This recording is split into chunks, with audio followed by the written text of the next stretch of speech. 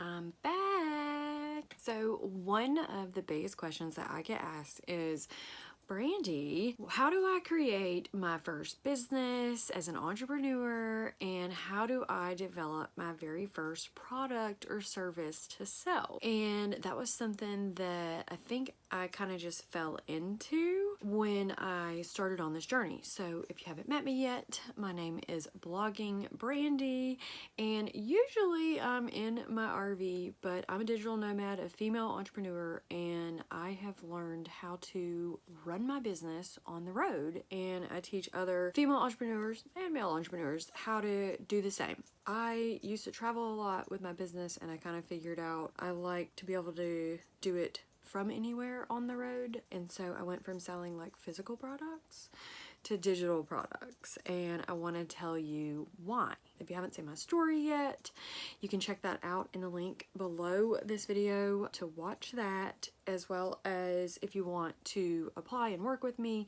you can head over to workingwithbrandi.com or check the link below this video. So if you haven't subscribed, please subscribe to this channel and hit the bell icon somewhere around this video. Let me tell you kind of how this whole thing came, and if you even saw this setup right now, you'd be laughing. A lot of people tell me, oh, whenever I start my first business, I have to have like an LLC, and I have to have all these business licenses and documents and bank accounts and all this crazy stuff. And honestly, I don't want to say I'm not an accountant or a tax advisor or anything like that. I have done accounting, and I do have a degree in finance, and I've worked in an accounting office, but the one thing that I've learned as an entrepreneur is that the biggest fear is just getting started. My side hustle turned into my full-time career. It didn't begin that way. I started out with I actually ended up doing like an LLC, but I didn't really know what I was doing at the time, and I ended up naming it something really weird, and it wasn't something that I could continue on with, and so that's why I'm telling you to listen to me and not to just start out on this journey. So comment below if you can relate to me or if you have questions along this video. The first thing was, and I have my notes here if you're like, what is that chick looking at? The first thing is that you don't need all of that fancy schmancy stuff. First, you need to actually start a business and create a business and go from there. Now, the one thing that someone told me was their idea. And so I came up with this bright idea because someone else told me to do it. And so my very first business was this vape liquid that you can see here. It was called Smoke Serendipity, and I had no idea what I was doing, and I spent thousands of dollars creating this, creating the label and all the branding and trying to make a website. And it's really funny because at the end of the day, when I finally got done with this and got the product and started to market it after I've developed it all, and I'm like, okay, now I'm gonna go get some customers, now I'm gonna market this product. Then I found out that, well, first off, I didn't even use the product. This is like a e-liquid that you put into those vape pens, and then you would smoke it. I don't even smoke that. I didn't know my client. I named this Smoke Serendipity. And the funny part is that when I was getting ready to market this, one person told me, they were like, well, first off, you know that people that vape, they're not about smoking. So I was like, oh, okay, well, that's my first shot in the foot. So I was like, okay, that business idea is not going well. Then I tried to market it on like Google Ads and on some other websites, and so I was trying to run ads on it, and the weird thing that I found out was that you couldn't market these ads. This was treated like beer and cigarettes and even like adult content like XXX. That's what it was treated as, and you had to be like over 18. And so I was like, okay, this is not really going the way that I thought it would be. I was doing all that while I was still at my corporate job. I was like creating this little business that wasn't even something that was gonna take off. So anyways, it ended up becoming like this big fail, and I tried to sell some of the product at a flea market, and I tried to sell it to some people online, and it just ended up being finally a flop. I tried to get rid of it, and I think it's probably sitting in boxes still somewhere at my mom's house in storage, which we're here at my mom's house now, so I don't know, it could be here. Then I started to go into other products. So they call it private labeling. So what I did is I did not actually like create the formula for this vape liquid. I paid a company that was actually like in China, I think, to make this, or somewhere overseas, I don't know.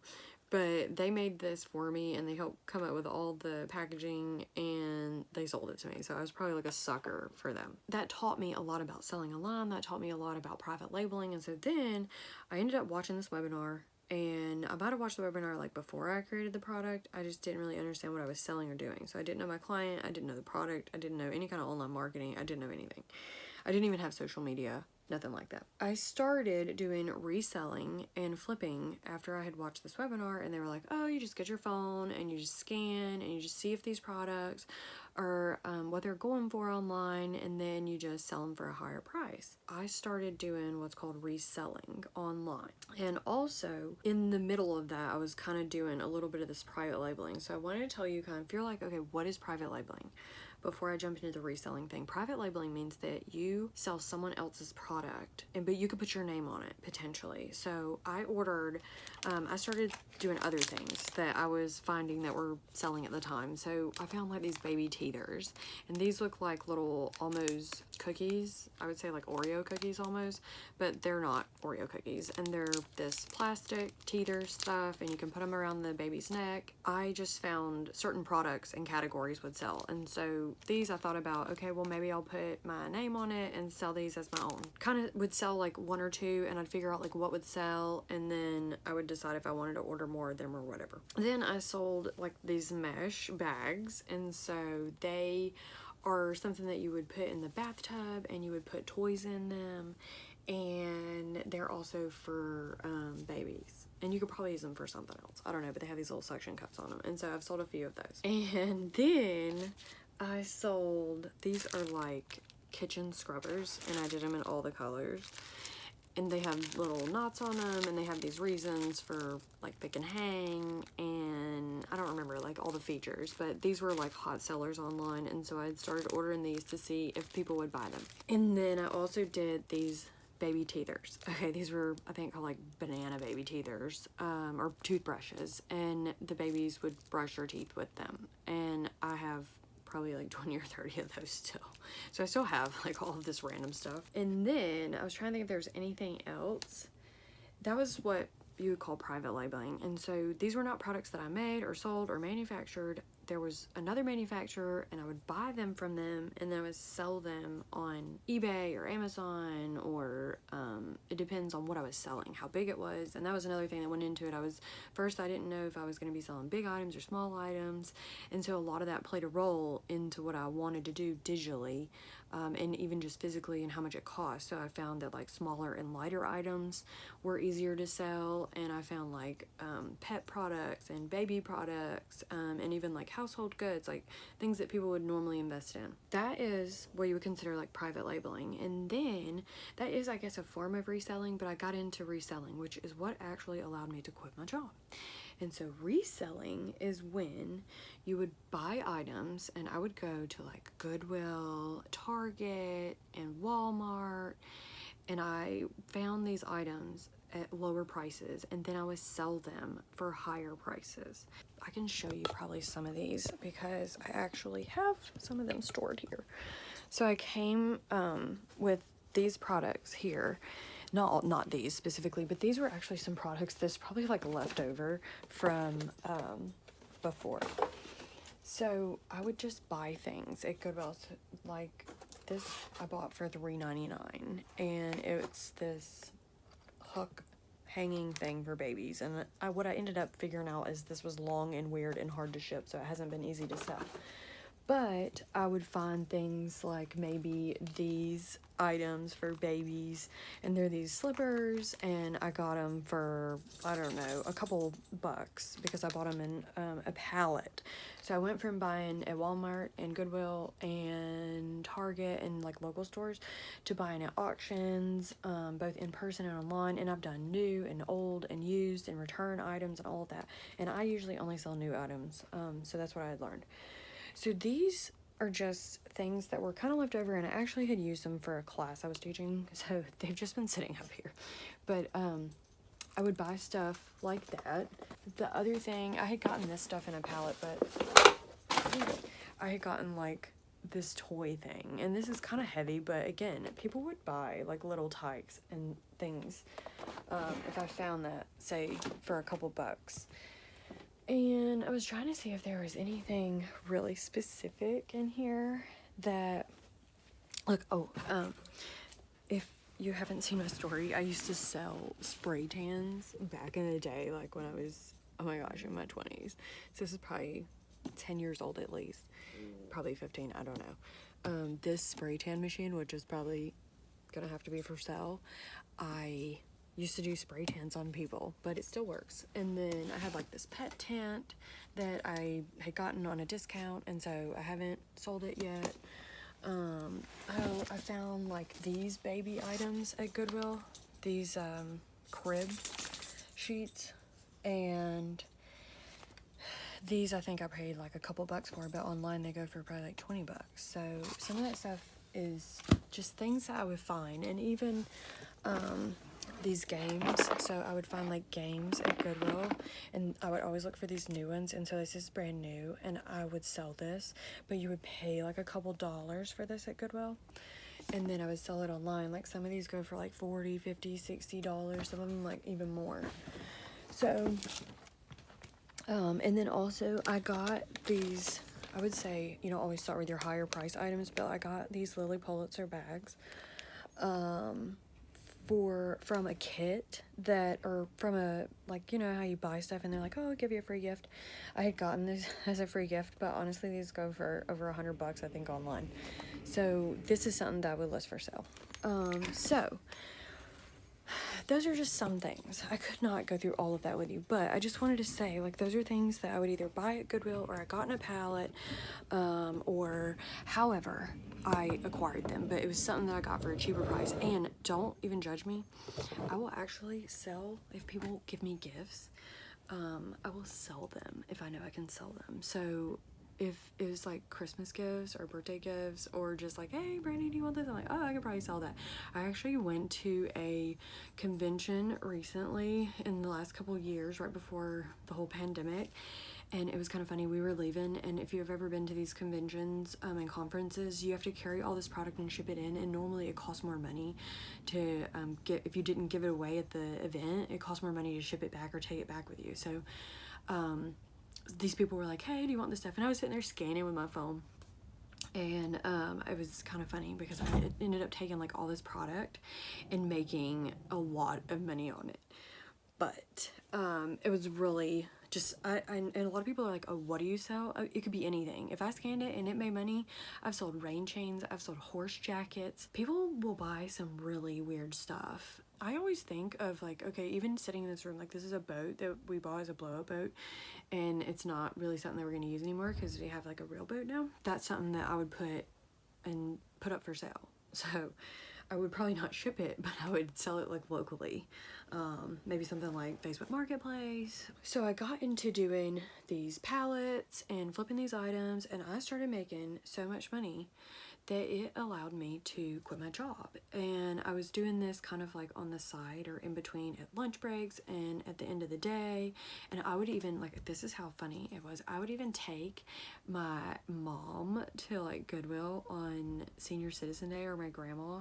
I'd be like, hey, if you come today, I can get a discount. So I would go to Goodwill. Not only I would go on the day that the senior citizen discount was, but I would go on the day when like the color code was that you got 50% off. And so I would get crazy deals. What happened, if you know my story, I was doing this reselling, and what I like to say is my side hustle ended up turning into my full-time career. Now my full-time career is not reselling. So that's something that I made money doing, but if you watch my story, my life kind of changed, and I started traveling to heal, and I didn't really have like a stable office or a stable house, and so I was trying to come up with some way digitally that I could make money. And also, if you've watched my story or haven't watched my story, check it out below this video in the link in the description below after this video is over. Really just wanted to, I would say start a blog, but I don't know, I just want to do something digitally. And so I ended up, I started to try to like write a blog, and I had already like made websites and stuff, so I was really already kind of techie. The funny part is, I think this is always funny, I had no social media when I quit my job, and I did not sell on social media I didn't have a website. I had nothing. All I had was an Amazon account and an eBay account. That's really how I quit my job, with an Amazon and eBay account. No website, no brand, no name, no marketing, nothing. I guess I kind of like fell into this, and it was like this blessing in disguise. I was like learning how to do this, and I just remember this, I would like to call him a loser, but he's really smart. He just doesn't apply himself. Someone crossed my path and they told me one time, they were like, you know, Brandi, it's really funny. You have all of these things for sale. It's like you have your Amazon account and you have your eBay account, but nobody really knows like what you sell or like a central place for you to come back to. And so then I was thinking, oh, like I guess I need a website, and maybe, yeah, like all these products. Do I sell baby products? Do I sell dog products? Do I sell horse jackets? Do I sell household goods? Like, what am I selling? And so that's when I started learning more about business and marketing and branding and like who I wanted to be or what I wanted to sell or what sold more of.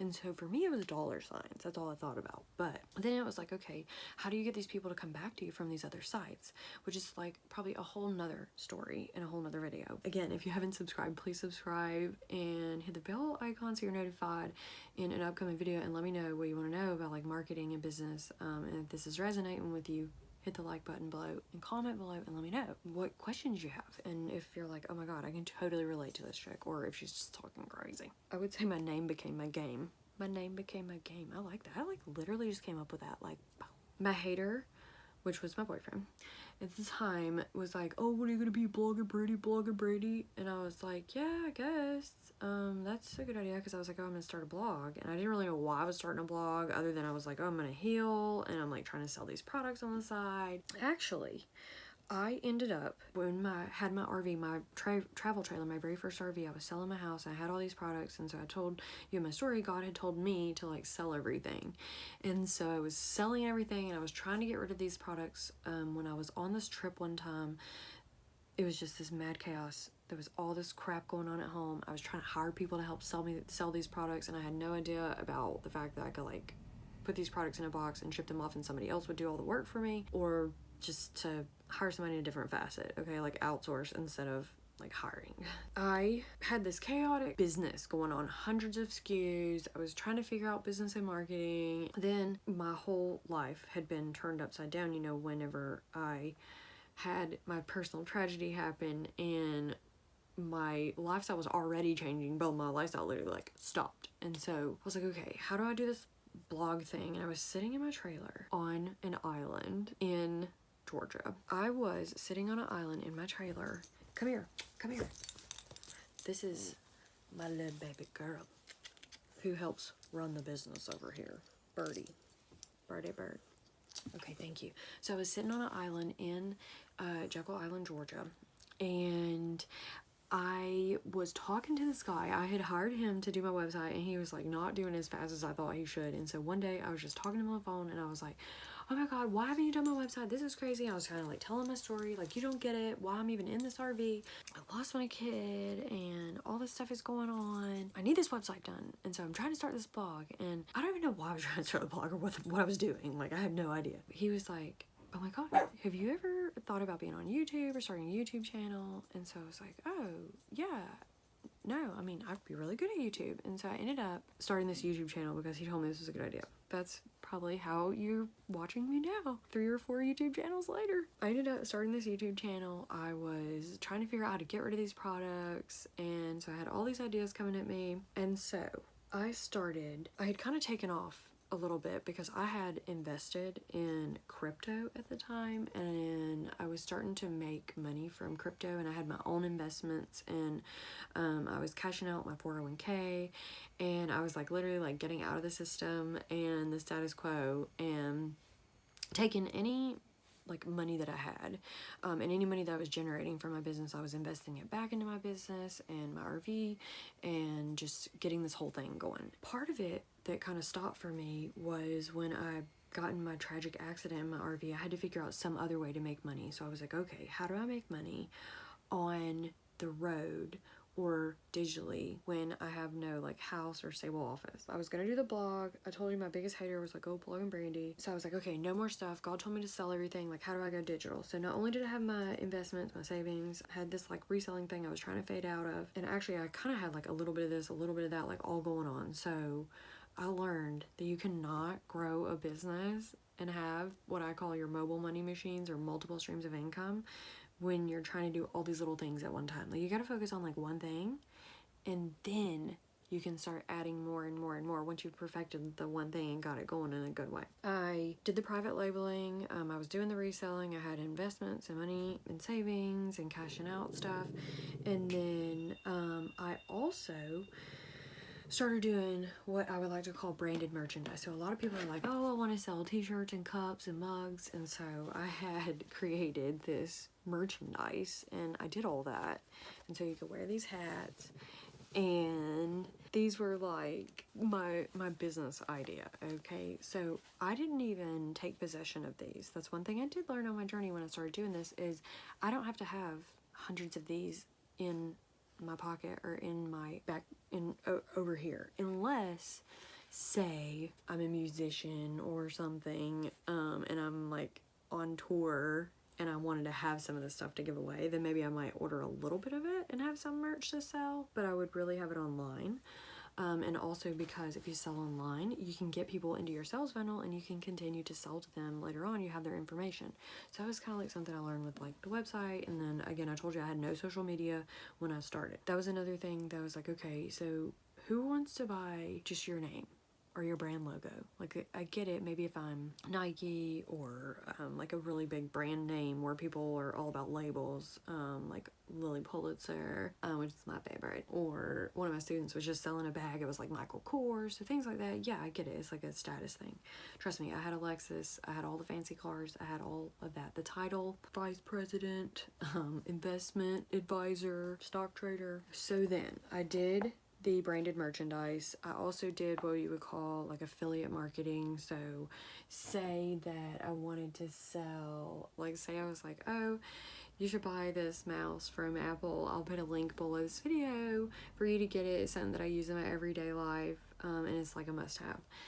Then that would be what's called affiliate marketing, because that would mean that if you click the link, whether it be on social media or emails or wherever, it depends on the affiliate and all their stipulations, but essentially someone clicks on your link or puts your code in, however it's set up, and if they buy something, then you get paid off of it. So you can be making money in many different ways, and that's why I call it multiple streams of income, mobile money, and that's digital. That's digital. That's all digital. You can do that online. Affiliate marketing. And then the next thing that I kind of really wanted to do is like, oh, I really want to write this book. I was kind of doing this YouTube channel, and the funny story about it is I started this YouTube channel. I wasn't really sure how I was going to make money doing it, but I remember one day I was like, oh, I'm gonna do a YouTube channel, I'm gonna record like my RV life. And so and actually first I started talking about like tips to go to Vegas, random, and then I was like, oh, let me show you how I set up my RV. So weird.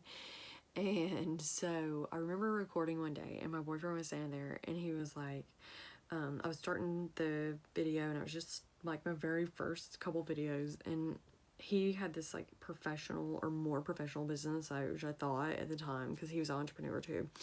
He was like, oh my god, you need to have a script and you need to have everything set up, you need to have your lighting, and this is just not how you do it, da da da. And so I stopped making videos and I stopped my YouTube channel, and it literally made me pause because of what someone else was saying about me and my idea. And so that's why I always tell people that if you work with me and my community, and when I started RVersity and my RV University, my YouTube channel and all of that, RV life gave me this freedom to feel, and even entrepreneurship. I won't say just RV life, it's because if you start RVing, you honestly become an entrepreneur because you have to learn how to do everything yourself. So you become everything. But I learned how to be a digital nomad and a female entrepreneur, an entrepreneur, a digital entrepreneur from my RV life and wanting to run this thing on the road, and then losing my RV and then trying to figure out like, okay, how I'm gonna make money, because I was talking about my RV life and then I was like, okay, I can't talk about that anymore because I don't have an RV. So I was like, oh, I'll just like learn, and I started learning. I was still selling these products. I was doing some of the other stuff on the side that I was telling you. I was learning about like digital marketing. I was working on my own little business, and I really still didn't kind of have an idea of like what I was doing, but I started picking up this idea that I wanted to write a book. So I wrote this book, and I said, oh, I'm gonna write this book. And the funny story about this book is called Brand Like a Boss: How to Build an Identity and Bring Awareness Online. And you can probably still buy this on Amazon, but I'm not telling you to go buy it, only because the funny part about it is like there's no page numbers in it, and there's probably misspellings in it, and I don't even know that it's like an official like book that it should be. But I did it, you know, and I wrote my own book, and I self-published it, and I got people to buy it. And then I think I did like a revamped version or another version of it, and I tried to have like all these tools and resources that like you could connect to online, and I had this website, and so I don't even know if all that's even set up anymore. But this, I started to learn more about branding, and it was funny. It was like I was trying to teach somebody about branding, because it was like the thing that I was learning and had learned how to do from my own hustling and from starting this business thing. And so I always say I put the Brandi in branding, and so personal branding versus business branding, those were all things that I started to figure out. And I actually, at the time, having a personal brand was kind of weird, and so people didn't really understand what that was to the degree that they kind of do now. And then I started having social media, and Twitter was actually like my very first social media account. It just kind of evolved from there. I had that book, and then when people kind of saw me online and I started to build this brand, I started finding people on like Twitter and Facebook and just online randomly. I'm not really sure how. I don't even know what I was posting, or if I was posting, or how I found these people, or what, but I think it was like I made a YouTube video, but I was making YouTube videos about random stuff. So that's why I say this is not like how to start a business for everybody. This is how like I started my first business as a digital nomad and a female entrepreneur, and how my first business that wasn't necessarily digital, it was more physical, turned into my digital life, and why I wanted it that way. So then people started to find me for my services and skills off of YouTube and social media, and kind of like how you're watching this video, and I say like, hey, subscribe to this channel and like this video and comment below, and oh, by the way, if you want to work with me, you can apply to work with me below this video, or head over to workingwithbrandi.com. And I'll even say things like, oh, I have like on my RVersity channel, I always talked about a webinar, and I plan on doing a webinar in this channel. If I haven't done it already, by the time you watch this video, it'll be in the link below this video. But the webinar about my story, and kind of more in depth about business and RV life, and not just RV life, but nomadic life. Because when I say that, it's like sometimes I'll be in a place for like 1 week, sometimes I'll be there for a month, but I have the liberty to stay there or move or do whatever I want. Like technically I'm supposed to be on the road right now, headed to another location, but I was like, well, I really want to get this video done, and so I put my phone on airplane mode to make this video. Then I started selling my service and skills. People would hire me from all over the world in different places, and they became like my biggest fans, my biggest clients, my tribe. I learned about marketing myself and reaching out to these people, and just one by one having these one-off clients that I was working with. And I sold my social media skills, and I would set up their YouTube channels, I would design websites, I would do pretty much anything you can think of about how to start a business. And I was like, oh yeah, I can just do like everything. And so that's when I kind of started learning that I wasn't trying to sell to everyone and sell everything. Even when I was selling all of these products that I had, like these, it was like, okay, who are you trying to sell to? Are you trying to sell to babies? Are you trying to sell to household moms? Are you trying to sell to people that smoke vape liquid? Like, what are you trying to sell? And then who's trying to buy this hat? Like, so that's when I started to learn about personal branding and who I was and why I needed something more, because I was trying to do everything for everyone. I really started to to listen to that thing inside of me, and how I told my story about how I was on this journey and I was trying to heal and I was trying to find products and things that I could sell online. And so I really went from selling like other people's products and services to figuring out how to sell myself. So I was teaching people one-on-one and coaching, or really selling all of my skills, to flipping and teaching people from a coaching standpoint, not necessarily me doing the work, but teaching them how to do the work for themselves, and how I've been able to do this same thing for myself. And there's no like cookie cutter way, there's no easy way to business. And I always like to say, you know, you should find your tribe and find something that you love doing, and then figure out how to make money doing it. Just because somebody says like you can't do it doesn't mean that you can't do it. It's very, very niche things that people like to do that actually will make a lot of money. I've also found a way from, like, even if you just wanted to start a blog and write, you can make money doing that. I just really didn't know how to do that at the time, or like why I made YouTube videos, why I made blogs, why I created social content, and now I call it profitable content, because actually if you look at any of my social media and you follow me at Blogging Brandi, or even at RVersity, I talk about business and my RV life, and I'm very straightforward, and I don't say look at me, look at me, look at me. I actually say, hey, look at my journey and let me show you how to get here. On that note, I hope this has been really helpful on sharing with you about how I created my business, and how, you know, it was just like one client and one testimonial and one person that I would do like one little thing for, and then it would turn into like, oh, could you do this other thing? And so the other thing that I started to learn in all this is my value, and that selling, like, I also created an app. I don't know if I said that. I created this app for, it's called RVersity. I'm pretty sure it's still for sale, but I would never encourage anybody to go get it, because again, just like my book, I feel like my app is out there and you can download it, but I had no idea what I was doing. I paid somebody like $500 to design this app, and they made it for Android and Apple, and I mean, I did it. So it's done. But perfection is the enemy of done. Go get it done. Test, fail, learn, grow, repeat. You can always go back and perfect things later on. I'm, I guess, excited to share this next step in my journey. I'm excited that I've started this channel and I'm sharing more about more than just my RV life. If you can relate to me, hit the like button below this video if you want to work with me and learn more. You can check out the links below this video to apply and book a call with me, or to my masterclass, my webinar, and learn more about how to get started on this journey for yourself. And if you haven't seen my story, you can check that out below this video, how I became a digital nomad and female entrepreneur. Not always full-time RV living, but usually in my RV or the van, where we have the travel trailer and the van. So yeah, there's so much that I'm just so excited to share with you and do with you. And so let me know how you can relate. Hit the like button below, comment below, check out the description, and I'll see you in the next video. Love you.